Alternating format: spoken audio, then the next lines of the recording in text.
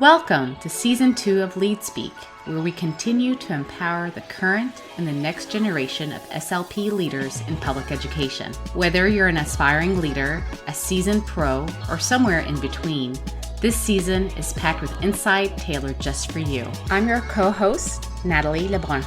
And I'm Judy Rich. Welcome to Season 2 of Lead Speak, school-based SLP podcast. Today's guest is none other than the speech dude, Chris Wenger. Known for his entertaining and inspiring posts on social media, Chris brings tons of humor and lots of energy to our conversation today. In his episode, Chris shares how the speech dude became a thing and how speech-language pathologists continue to play such a crucial role in the educational journey for all of our students. Chris talks about how leaders can guide their teams in relearning how to best support neurodivergent students and the importance of training our teams in really collaborating with families and educational advocates. And as a bonus, Chris shares with us his top tips for planning an exciting Yes Day for his family. You won't want to miss it. Now, let's get into the episode. All right, Chris, how are you today? What's going on? You know what? Every day has been moving along quite well. I'm having another newborn coming soon. And so, every day is just one step closer. I'm optimistic with, a new addition to our family, and that's really exciting. That's so exciting. I have to say I've been a huge fan of yours for as long as I've been an SLP. Just following your journey, not only as a human and a partner and a dad, but also as an SLP in the public schools. And every time you post videos about secondary things, it just makes my heart sing because I'm a secondary SLP, so I feel so seen by your videos. Awesome. I love that. Yeah, you know what? I feel like our whole world of speech too, there's not as much out there for whether it's activities or content or social media stuff when it comes to like adolescents and teens and that. So I'm glad to be able to contribute a little bit to that area. I love it. All right, let's jump right into it.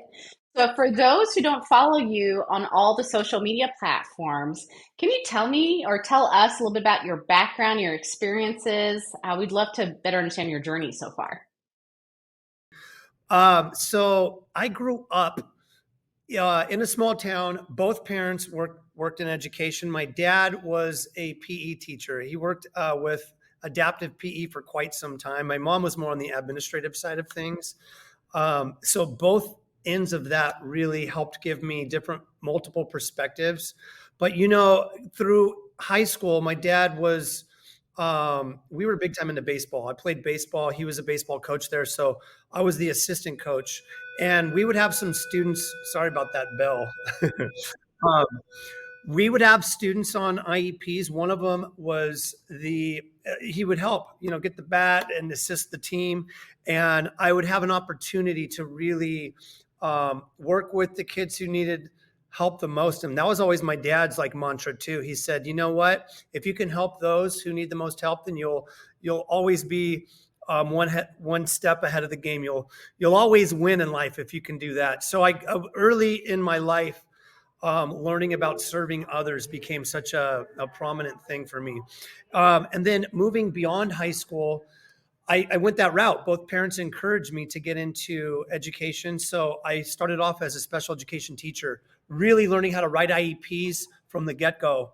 And then the speech pathologist at the time was going to meetings, and there was two different approaches at that meeting, or two different dynamics with what was going on at the time. Me as the teacher was like, hey, so why is this student getting a D or struggling? And then they would turn over to the SLP and be like, hey, I just want to give you so much thankfulness and gratitude for helping our child learn to communicate and connect. And I was like, wait, that's what I want. I want that kind of praise. And I want to be able to support students in their social connections and friendships and advocacy and all of that. So that's kind of my whole journey on how I got to become someone who works in the context of speech therapy, and I've never looked back. I've really thoroughly enjoyed where life has taken me in my career, and I like the opportunities to like thinking about future, because there's just so much that changes, but we can adapt and adjust and make it work for us. I've always loved that part, like the autonomy part. I don't have to have a set curriculum every day. My brain, and having ADHD myself, I always have to switch it up. So one day it looks so different from the next day. I'm always like moving around, and you're not having to do the same lessons over and over. And that really is what lights my fuel. I love that. Hey, so in the speech community, you're known as the speech dude. How did that happen? Oh gosh, I was lucky, because like these days it's really hard to find like a name or a handle that like you don't have to add 15 different characters to the end. So it all started, the speech dude name kind of just went with my flow. Like I've always used the word dude. I've always been like the past 20 years like in speech. So right after Facebook became a thing, Twitter then became like somewhat popular. So this is before the Instagram days. And I needed a name for Twitter. And so that's where I was like, you know what, speech dude, let's see if that's available. And there was maybe like under 1 million people total on Twitter. I was in on like the very early days of that. I want to say, I don't know, maybe 2009. But I was like, oh, speech dude's available. And then Instagram came, and that just became a thing. So I got the website and then the TikTok, and then I'm really fortunate with all of it kind of flowing together. So it stuck with me. You know, what's funny is that social media, you know, you could kind of have some presence with families that are within, you know, the field. Maybe they have a child with a disability or other SLPs. But it's funny because I'll show up to meetings for the first time that where a parent's meeting me. Maybe it's like an incoming freshman, and they're like, I already know who you are. I've seen you on social media. It's so funny because you're going into these meetings with like, they already kind of know your life. I'm like, yeah, I'm having a baby coming soon. And I do this and that. They're like, oh yeah, I already know. Like, how's Jesse doing? I'm like, oh, it's like they know my whole life. I think that's the important thing too with like my journey moving forward is I'm still constantly learning. So I always try to take multiple perspectives on like when I make a post, am I doing it to where I'm providing the what to do? Like how, like, okay, you've told me what not to do, or you told me what doesn't work, but like, tell me how, what can I do to make the situation better? So I always try to think about everybody at the IEP table or everybody that's watching the video, how can they best benefit from it? So that's constantly like on my mind as well, but that's been helpful. So that's what makes me structure the content. That's exactly why we want to bring you to our podcast, honestly, because you take this very proactive, solutions oriented approach. And we want you to talk with our community who are made up of people in leadership positions and people who aspire to be in leadership positions to really talk about it. Like, what is it that we can do about these very specific topics? And I know one thing that you have been a really early adopter to, kind of like your Twitter handle and your Instagram account, has been Neuro-Affirming care. Neuro-Affirming care has really come to the forefront of our practice, whether you're in schools, whether you're in private practice, whether you're in the university setting. And so we want to talk to you about Neuro-Affirming care because we think that you would have a really very nice way of explaining what Neuro-Affirming care is. So how would you explain that to somebody who's never heard that term before? You break down the terms like neurology, like understanding the brain, and then like trying to support the person for who they are. And so that's really what the aim is okay, rather than looking at the clients and the students from a deficit-based lens, sorry about that bell, like it keeps going off in the background. There's gardeners making noise during class instruction. You know what's going on. It's real.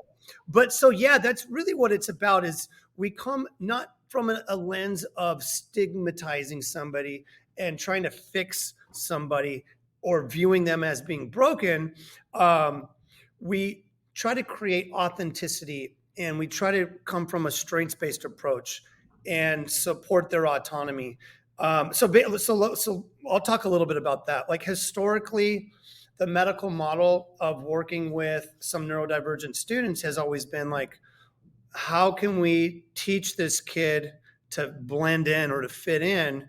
How can we teach this kid enough to where it breaks them to be inauthentic, to where they have to pretend to be someone they're not? And that's always been such a challenge for like anybody in life. If you're living your life where you can't be who you're born to be, you can't have your natural characteristics and traits of who you were born to be, then that is just going to over time lead to stress. That's over time going to lead to anxiety. That's over time going to lead to adult mental health challenges. So for example, historically, there have been goals to target stimming. This is an example of like, hey, your hand flapping, you need to keep your hands quiet. You can't move, right? So very pathologizing, because part of natural characteristics might be body movement, and stimulation for the body is about keeping your body regulated. So when you suppress natural characteristics, that is going to just create outward behaviors that shouldn't be there, because we're going against the neurology, right? Or another one like we've seen in the past, forced eye contact. So sure, maybe we can teach somebody to make eye contact, but that doesn't mean they're listening.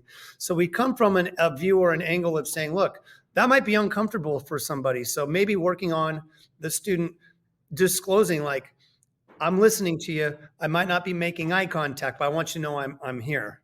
And rather than forcing somebody to do something that's not natural to them. Conversations, like think about it in our lives.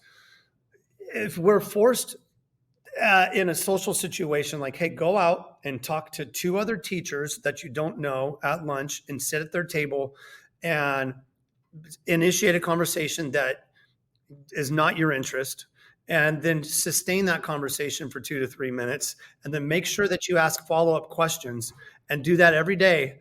You'd be like, I don't want to work at that place. That's horrible. I hate lunchtime. Like, it's so much better to say, look, maybe your communication style is that you like to go deep into the subject or talk a lot about that subject. And maybe you prefer not the small chit chat. Maybe you prefer just to be sitting by somebody at lunch on your phone, looking at TikTok, or on your computer writing IEPs. But it's nice to have the presence, but to be forced into that, the goal sometimes, the thought is, yeah, but in the future, we want these kids to socialize with everyone. But what ends up happening when you force it and it becomes inauthentic, they become hyper vigilant, and they constantly think, did I initiate the right topic or did I not? Did I ask the right question or did I not? And then it becomes so stressful that they socially withdraw, they socially isolate. And the very thing that we wanted the goal to be was the very thing that inadvertently created stress and anxiety. And the next thing you know, you hear things such as, well, I can't figure out why the kid doesn't want to go to school. I can't figure out why the kid is running out of class. I can't figure out why there's these, either aggression, physical, verbal, or I can't figure out why there's this complete freeze or shutdown. And it's like, well, I can figure it out. This has been maxed out to constantly told. So that's where neuro-affirming care comes in. We look at strengths, we look at interest, we tie the natural characteristics and traits, and we provide accommodation. So we don't fix the child, we fix the environment. We provide an environment that can meet the sensory needs. We create social opportunities that happen naturally. And we say, hey, look, let's talk about the things that you like to talk about. And that's so much healthier. And we really aim for self-determination and autonomy. And we aim for teaching self-advocacy. So if abstract language is tough for a student, or indirect language, then we sharpen the blade and we get them with asking questions like, you know what, I'm not the best at understanding sarcasm. Was that being sarcastic? And so we really help provide the tools. That's kind of what our role is now, as opposed to teaching someone to be inauthentic. Yeah, it's just Yeah, that's just such a important message for, understanding neurodiversity affirming care. That makes me think of a story. So when I was the leader of our department for our school district here in Houston, I had a team of 70 SLPs. And I remember the first training I ever went to on neuro-affirming care, and that wasn't too many years ago. And I came back, and it was one of those like monthly meetings with my team, and I started talking about it and all these like great ideas that really resonated. It just made a lot of sense in my SLP brain, but also my SLP heart.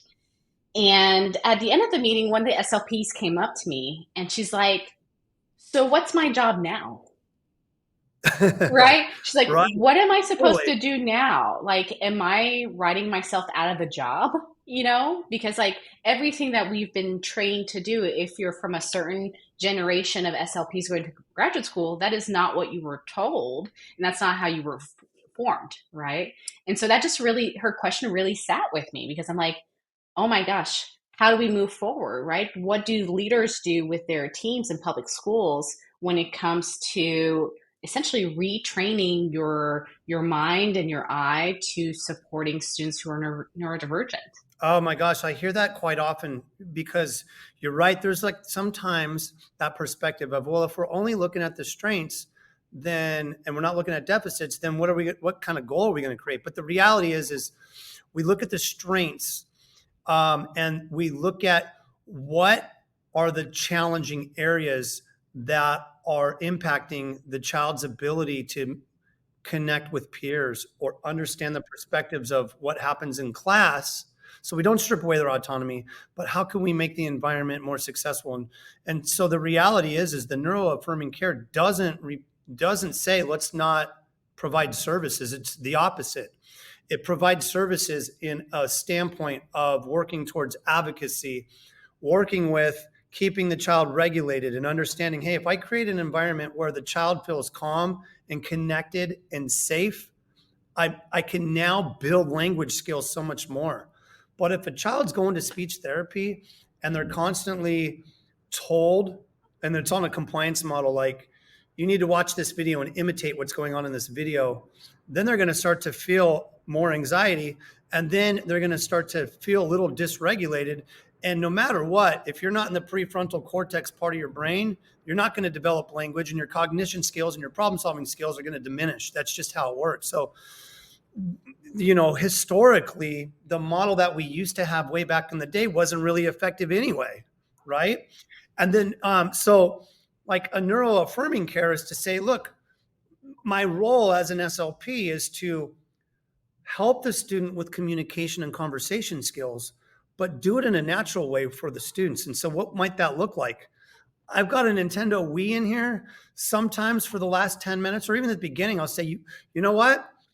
You guys, I want all of you to figure out what we're going to do today. And that might include a collaborative game from Peaceable Kingdom. So maybe it's something like Cauldron Quest or Break the Safe, or it might be games like Hoot Owl Hoot or Race to the Treasure. So either everybody wins or everybody loses. Or we might watch a YouTube video or, Teen Titans on Netflix or Hulu. And then we'll work on self-advocacy skills and perspectives and problem solving, but it's fun for them. And conversations happen naturally. And then I reinforce that by saying, you know what? I really liked how you were sharing your thoughts about that show. And then I'll, chime in by saying, hey, I really liked your ideas of how to problem solve in the show that we just watched. So it's just super fun for the kids. We're building language, and that generalizes outside of the speech therapy room so much more. It's just so much more effective. So yeah, just back to what you were mentioning though.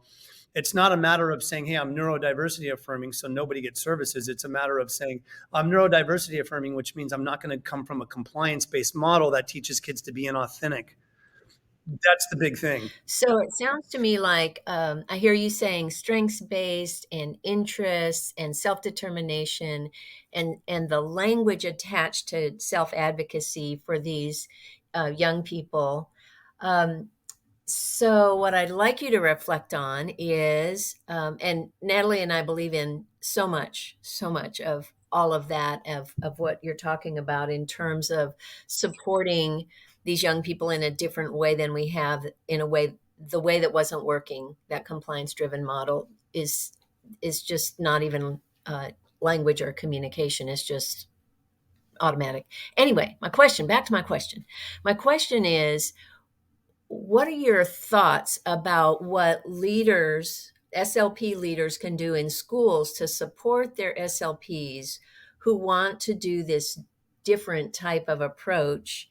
Is it helping them learn how to write goals differently, so it is a professional development thing? Is it a mindset thing where they model things for their group? But what does the SLP leader do? What would you love for your SLP leader to do to support you in neuro-affirming care? Yeah, great question. I'm gonna step back a little bit to provide a story that I read, and it was in a book that came out this year by a guy. He's a Harvard professor. He has a really popular account on Instagram. His name's Adam Grant. And like the stuff that he posts is so good. It's like 3 sentences of just like this stuff where I'm like, oh, I love it. Well, anyway, he released his book called Think Again. Somewhat towards the beginning, he shares this story, and it's called the Dodge Man or the Dodge Gulf Fire. And it happened in 1949, and it was in Montana. And it was this fire that broke out kind of out in the forest, and they had these 15 firefighters that they dropped in to this fire, and they got down and they noticed that the fire was so big and beyond their control at that point. So they all turned and ran. They said, oh, hot dog, literally hot dog. The thing was like not going to be able to be put out. So they were just running. They got all their gear on. They're trained to keep their gear on and just get out of there, except for this guy. I want to say his name is Dodge Man. That's why it's called the Dodge Man Gulf Fire. And what he did was he stopped and he lit a fire. And the other 14 firefighters were like, this is insane. Death wish on that guy.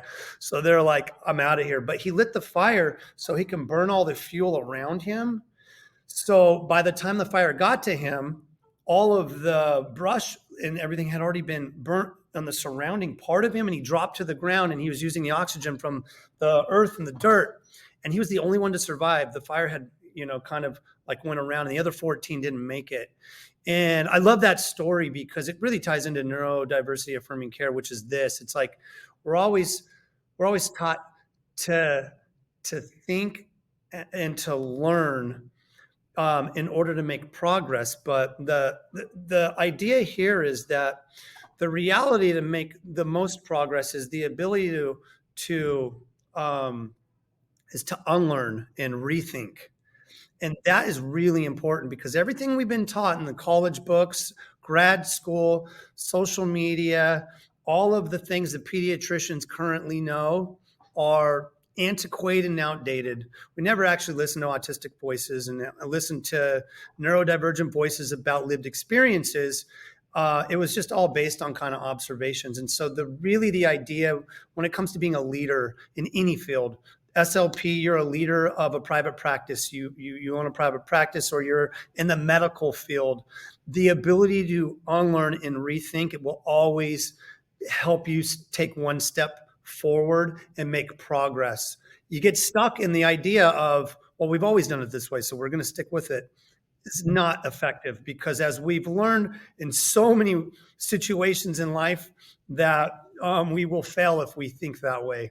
It's funny because I don't come from a behavioral approach at all. The neuro-affirming care doesn't look at behavior. It looks more at the underlying things that might have caused the outward behavior. And it's funny because I think about people are like, yeah, but we got to stick with evidence-based research. And it's like, yeah, but sometimes the evidence-based research that we currently have that's pushed on us, just because there's evidence that it works doesn't mean it's ethical. It doesn't mean that it is helping an individual in a healthy way.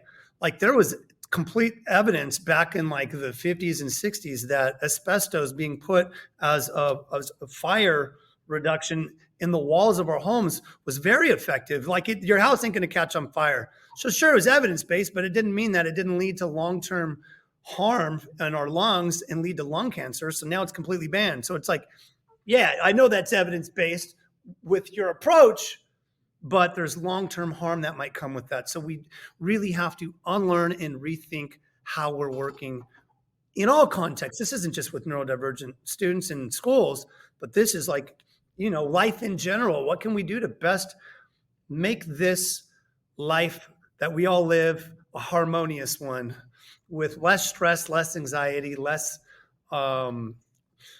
troubling thoughts. So we can be cruising campuses with a smile. That's it. I love it. I mean, it makes me think of the saying, when you know better, you do better, right? Right. Yeah. That's like a Maya Angelou thing. It's like, I reflect on that too. It's like, I feel like that because like to go in more detail on that, it's like know better, do better. But like the full quote for her was like, when you have done something that you knew at the time was the right thing, and then all of a sudden you learn something new, then you take that new information and then you just keep moving forward to do a better job. So that way I like to get that whole thing in there because then I feel less shame. I like people like people have told me that in the comments, like in the past, they're like, hey, know better, do better. I'm like, well, now I feel a lot of shame and guilt. But we just feel like that. But it's like, hey, as a parent, as a therapist, as an educator, I'm doing the best I can with what I got right now. Everything that we're talking about on this episode could change. And I'm just sharing with you what I know to be the most effective and the best approach with life as we know it at this moment. But, move. And my brain will constantly be listening and, trying to understand that there's going to be times where I need to unlearn something and I need to rethink, and I think that probably resonates, and it should be ubiquitous amongst all leaders. Like that's a really important thing. That's how you move forward is like, as a leader, your job is not even to really have the title. It's like you want to be the leader with no name, with no title, right? You want to be the person who says, here, I want to give you the tools and strategies and ideas and concepts so you have the ability to create something magical, not being the leader that wants their name on the side of a building, but being the leader that's like, hey, look, I just want to be able to make change. So back to what your initial question was, Judy, and the idea is on being a leader, I think it really comes from what I just mentioned, understanding that we might have been taught or learned something a little different, and that's okay, but making a shift into working with our clients and patients and getting some input with what they have so we can build on intrinsic motivation and working on trying to put ourselves in others' shoes, in the clients and patients and students' shoes of what could really help make their life meaningful to them. And I think that's really important. I agree, Chris. It sounds to me like there's also, if we're hoping for a mind shift and an attitude shift about how we work with young people, then we need to practice that with each other. So we practice the conversations, we practice the language, we practice the support for self-advocacy. I mean, SLPs in schools are in tough situations. Maybe the leader could help them with the language it takes to express what's difficult for them in a certain situation at school. And then that's modeling exactly what we want the SLP to do with students on their caseload is just do it differently. Like you said, just stop a minute and release what we've always done and release what's on autopilot and make it intentional in a new way. I love that. It's great. Yeah, and it's like right as you were saying, aligned with that active listening and trying to take the perspectives that, hey, we might have a differing perspective, but let's try to see what we can do to work on solving the problem. And part of social media, like on Facebook, I'm in several different forums for SLPs, and it's interesting on this topic because you can see the role of the leader versus the role of of someone who's working on maybe becoming a leader, more of like the boss type, because sometimes there'll be like a question or a situation that's framed, and then it's like it will come with like ridicule or criticism or like trying to knock somebody else down. I'm like, okay, that's not like how we get to the end goal of what we all want. So I try to be really active, as you were mentioning, in my own responses in the comment section, and to people. Like if somebody says, I hate that speech, dude, what a loser, I'm like, okay, you know what? I'm not going to be reactive on that. I'm going to listen. Like, what did they disagree with? And then I validate it. Like, hey, I understand your concerns, and that is definitely frustrating. I'll have to consider that for next time. And yeah, this is why I said that. But like, I'm never going to attack somebody or reply in that way, because that's first not modeling good leadership. So I always hope that people that see my responses to others can use that as leverage in their own responses. And it's like the waterbed effect. If the waterbed's calm and then I jump, everybody else will feel it. But when I jump, I want it to be a nice rippling effect, so everybody feels that ripple in a positive way of how can we respond even when we have opinions or beliefs that might be a little different. I think that's important. I'm like, we're supposed to be a collaborative community here of SLPs, and that's what I always hope for moving forward. What I appreciate about your social media posts is you definitely take on the need for that kind of generous communication with others, right? Where you're really trying to have a two-way dialogue where both sides are able to ask questions, give feedback, and share information, which I think is really, really great because, like you said, on these Facebook groups or other social media accounts, I think it's pretty easy to go down the rabbit hole, right? And just pile it on, right? It's funny too, because how the algorithm, and like sometimes you like it's as business end of things and marketing and stuff, they always say like you got to start off the reel or whatever you're posting with something super negative, so that way it gets engagement. And I'm like, oh, that's just, I hate that though, because then people feel shame and they're like, oh, I've been doing it all wrong. So it's just like a matter of like thinking, okay, well, if I'm going to talk about something that might not be the most effective approach, and I also got to provide like, but here's an alternative idea or a way that we can, leverage that. So yeah, it's kind of tricky. So while we're on the topic of topics that may lead to negative type conversations, let's talk about educational advocates, because I know that's definitely something that you have spoken about through your social media channels. You've talked about it at conferences. So across the country, educational advocates are becoming more and more invested in our students' IEPs, right? Whether they come to the IEP meetings, whether they are CC'd on emails, right? More and more students are accessing educational advocates for a whole host of reasons. How would you tell SLPs to think about educational advocates as a potential benefit to the students that we are serving, to the development of their IEPs? Oh, right. I like how you frame that, because sometimes when you hear the term advocate, it can be, for some people like, it's interesting because there's a difference between an advocate and an adversarial or an adversary, I think I would say. So I think a couple things when it comes to meetings that can be a little bit more involved.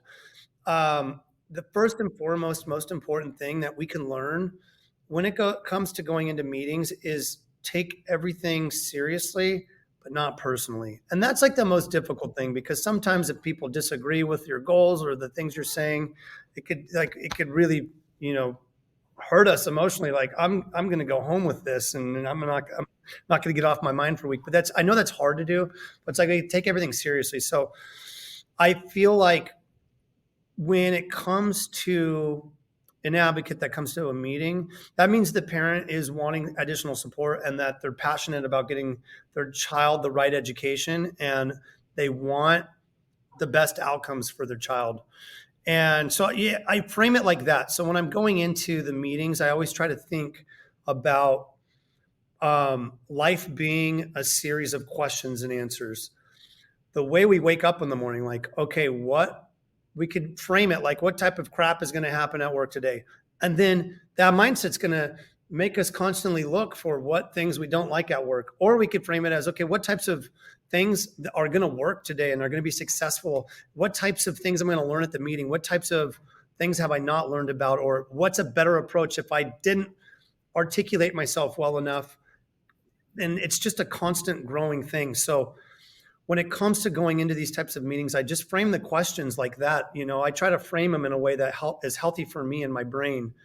The positive things, back to what you're saying too, is the parents are, you know, like there's no denying it. I'll be transparent here, but like if you have a child on an IEP or you have a child with a disability, things are tough. Like you just have a child that is having some difficult times with maybe accessing the curriculum or just in general. So I always try to come from the standpoint of, okay, what are the concerns? What are the challenges? And what can I do on my end to make those challenges less challenging? Like I might not be able to solve everything, but I can at least listen actively.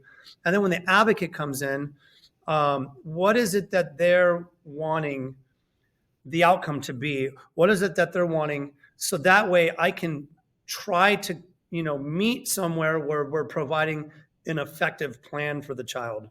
And with that being said, this goes back to the very beginning, the 20 minutes of discussion that we had.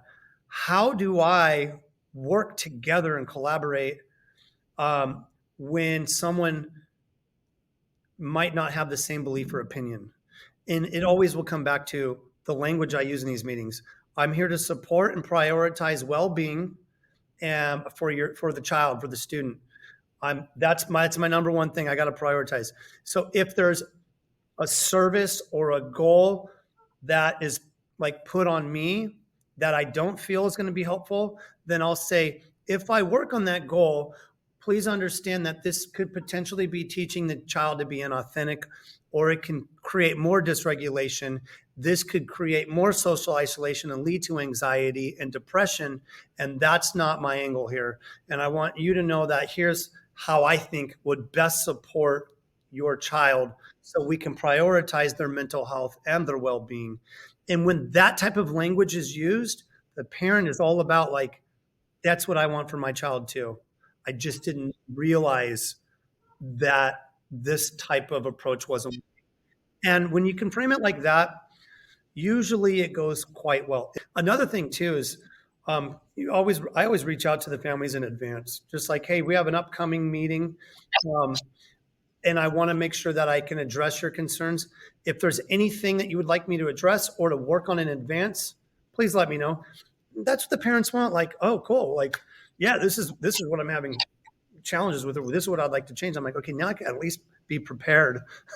You know what? That's always like, it's that, what is it? It's like that Spartan belief, that mantra. It's like the stoicism too. It's like,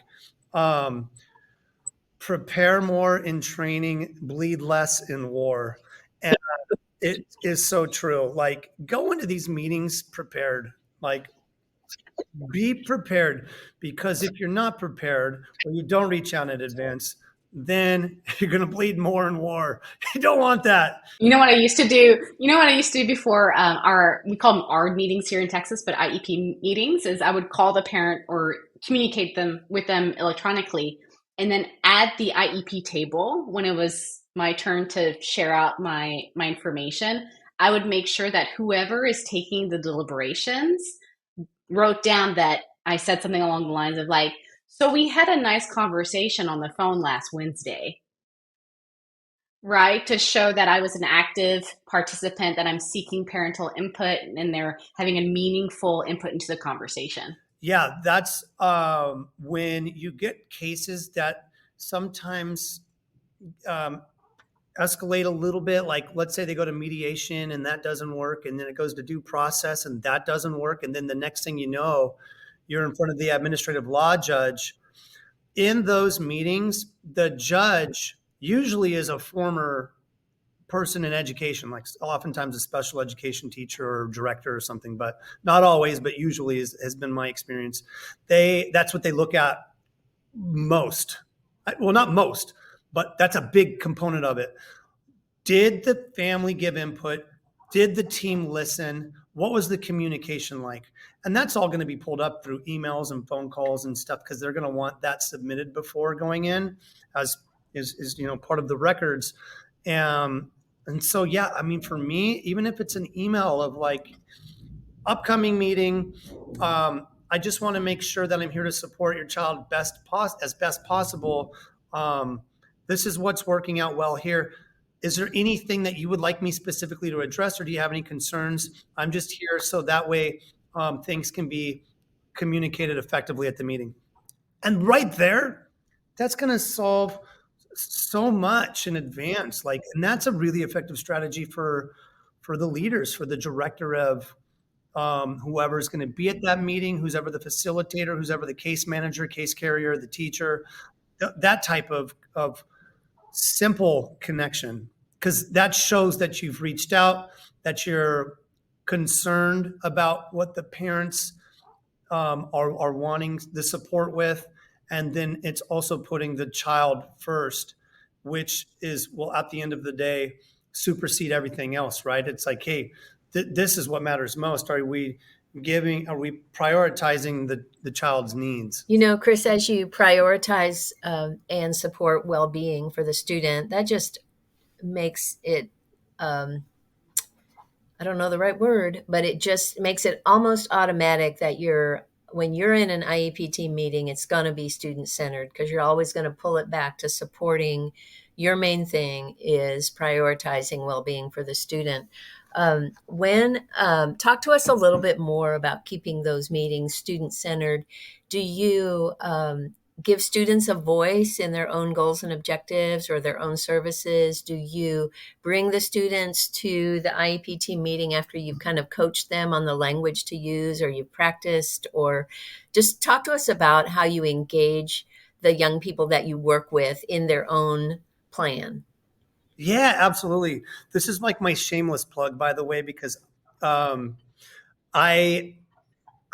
super into that, like parent input, student input. And so that's like such a big thing in life, right? We learn about intrinsic motivation. Like, you're going to be more inclined to want to work in therapy and goals that you maybe had some input in, or you want to be able to at least have a say in like some of the challenges or some of the things you're experiencing.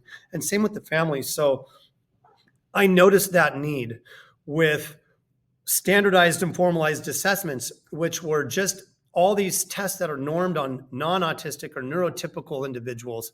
So right off the gate, no matter what, we're comparing kids to other kids who are not like them. And it's very pathologizing. So I created an informal assessment, and part of that informal assessment is a student input form. So I'm not sitting doing a double interview with the students, because I understand that when you're being assessed, there comes a lot of anxiety and stress. It's like when you go to a job interview, you're going in, your heart is like racing. And then they're like, hi, how are you doing today, Eric? Hi, my name is Sandwich. My name is Chris. To get all the words wrong. And so I got that, and I was like, how could I like eliminate the stress, eliminate the factor of having to verbally speak? And so it's a digital form. And how do I, back to what I mentioned earlier, life is a series of questions and answers. You ask the wrong questions, you're going to get answers that will push faulty goals. The questions on these forms are, does the student make eye contact? Does the student engage in conversation with peers? Do they initiate conversations? Do they engage in back and forth conversations? Those are not the right questions. Questions should be things such as, what does self-advocacy look like in the class? Or with the student on the student form, would you like to connect more with your peers? Would you like to make a friend? What does that friendship look like? Would you like to hang out with them once a day or once a week, after school, before school? What are some of the things that are calming to you? When you start to feel upset or confused, what are some things and strategies that you do so it's not as confusing? Or do you have some coping strategies? Those questions are the right questions. I've like got a laundry list of those for the students. So I'm getting student input, and based on that input, as well as from the teachers, as in my observations, and from the parent, because there's 4 forms, that creates a solid plan of meeting the student's needs. Because I've got answers that are authentic, they're strengths based, and there's like 50 goals that I have. So there's a goal bank to say, hey, look, is this student struggling with self-advocating for clarification or asking for, a sensory break? Or are they needing more supports with accommodations? Are they taking the perspectives of their peers without sacrificing their autonomy? And then we're creating a situation that's healthy. When you write a report like that frames the student in who they are, you will win every time when going into the meetings, because families, the parent and the child relationship does come out of what they hear in the reports. So let me give you an example here off the top of my head. That's a really heavy statement. Say that again, if you can. Yeah. Like the parent-child relationship can be impacted from what they hear by the professionals. So let me give you an example of that we've heard traditionally. Student does not interact with their peers. They're shy. They perseverate on Super Mario Brothers. They do not make eye contact. They've got a flat affect and monotone voice and does not engage in reciprocal communication. Right? So that's pathologizing. When the family hears that, which that's very common to hear, the family's going to go, man, my child's just like struggling. I can't believe that this is like the outcome. And then you have 10 goals that address all of that stuff to teach the kid to be inauthentic, right? Okay, so let's reframe everything I just said. When the child is grouped with another peer that has similar interests, such as Super Mario Brothers, they feel safe, and they will initiate and engage in conversation, oftentimes more in detail when supported with their special interest. Although they prefer not to make eye contact, the student is still listening, but will have increased anxiety if forced to make eye contact. So an accommodation to understand that the child should not be forced into eye contact can be helpful. If the child's given supports in class from the teacher to get them into a group or to not randomly be called on, this can help reduce stress for the student. Advance notice of when they have to communicate in class. And so what we've done with that statement is the family goes, you've just talked about my child. They do love Super Mario. And if you put them with another child, that's what we see at home with their sibling and their neighbor. Like, that's my child. Yeah, they don't like to make eye contact. Please don't force them into doing that. Please don't force them into an inauthentic conversation with back and forth conversation skills with someone they don't know. Because always back to, we're not prioritizing well-being if we do it the pathologizing way. So the parent-child relationship, when they hear that type of stuff, you're going to get a high five, and they're going to say, you know what? Thank you. That's my child. And thank you for understanding and listening and knowing that despite their differences, they are a great kid. That's what they want. That's what we all want. We don't want to hear our children in a pathologizing way. Nobody wants that. So I'm going to say it because I bought it, because I really like it, right? So it's a dynamic assessment of social emotional learning, or the DASEL. DASEL? Yes? Perfect. So what I love about your tool is exactly just that. Like, you give such great, almost like boilerplates of things to think through with the student, right? Especially for people who are dipping their toe into the neuro-affirming space and are trying to get stronger footing on issues that come under this topic umbrella. I think you give a lot of really great things like, I had never really thought about this way, right? And then they can go explore down that path. And what I love even more about your tool is that you come right out in your training videos and you talk about artificial intelligence. And I think that you are calling a spade, and you say, hey guys, we are super busy professionals trying to support our students, right? What tools are available to us, kind of like using Google Docs and Google Drive as a way to organize everything and to share things with others? What other tools exist to kind of minimize some of the burdens that are associated with public school paperwork?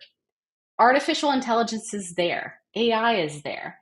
So I want to pivot to that topic because that is a hot topic in everywhere, all over the world, but especially when you're an SLP in a school system and you're making calculus decisions between, am I going to pull a group of students to work on therapy and direct services, or am I going to work on paperwork? So could you start us off talking about how AI is currently being used in our field in public schools? It's interesting because AI has just continued to move forward and so many changes and so much that you can do with it. Like honestly, the possibilities with it are endless. So yeah, I do have that module inside of the DASEL. And I'm gonna, so if anybody's listening or watching that wants information about that or anything else, if they go on my Instagram and inbox me bananas, just write the word bananas and you're going to meet my dude bot. You're going to meet AI stuff. So it's funny because he's created with ADHD. So he gets distracted too, and he's all digital. But so, yeah, you inbox me the word bananas and you'll be, things are bananas. You'll learn about the, you'll learn about neurodiversity affirming directory. That's, that I've done a soft launch on, but I haven't announced it to the world yet, but it's awesome. But anyway, with that being said, inside the DASEL, we talk about ChatGPT specifically. There's a lot of other AI out there, just depends on the platform that people use. So like I use some Adobe stuff for animation and character creation, but I don't think in general SLPs know about that. I use something called Discord with Midjourney. That's great for images. But again, there's like a little bit more involvement with AI. So I just wanted to share those, but circle it back to ChatGPT. So ChatGPT can really help streamline a lot of things like my reports and just give me ideas and concepts. And like, so if I need to create a summary, I'll just write out my summary, like even for the IEP notes page. Sometimes we're pressed and strapped for sitting there, going through the IEP and then typing notes. So what I'll do is I'll write some of the bullet points. Like if I'm the facilitator or the note taker, then I'll just quickly write it out. Like in the meeting, parent had concerns that their child is falling behind in math class. And then, English teacher reported that some of the do nows and some of the writing has been a challenge. And then like whatever my notes are that I quickly jotted down, like bullet points, I could use that in ChatGPT by saying, I am a special education facilitator that needs to include some details and some notes. I took notes and I would like it to talk about how we're keeping the child and ensuring the least restrictive environment. The student currently has 3 out of 6 classes that are specialized academic instruction. Here's the notes that I took that I'm going to copy and paste. Can you generate a more effective or better sounding notes section? And then enter. And then now I got like this huge like notes thing. And then I will try to go in there and make some adjustments so it doesn't sound so robotic or so chat GPT-ish. And then I'll make it my own from there. But like, yeah, I mean, even when it comes to that, that's like one example of the million ideas that you can use it for. But again, like AI for students and SLPs or whoever should be used as a tool, but not the means to an end of like, here, do this for me, because it's so easy. Like I'm I'm not kidding. I've been using so before Chat GPT became a thing, I was using something else that would help me author children's like ideas and books. That was AI. This is like before, I think it was November 2022, maybe. So a couple years. And when you use AI a lot, like it's so easy to identify when someone's using it. And so my brain's like a robot right now. So that's the thing, is you don't want to get to the point where it's easy to pick who's using it, and like you want to use it as your tool to give you ideas and to be creative, but also to make it your own.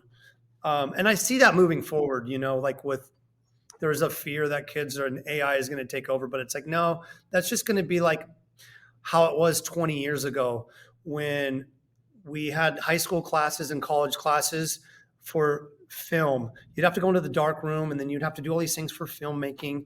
And what ended up happening was the digital camera came out, and people were like, oh no, is this going to get rid of like the ideas and concepts of photography? And it's like, no, the digital film helped catapult those who were willing to make the adjustments and move forward.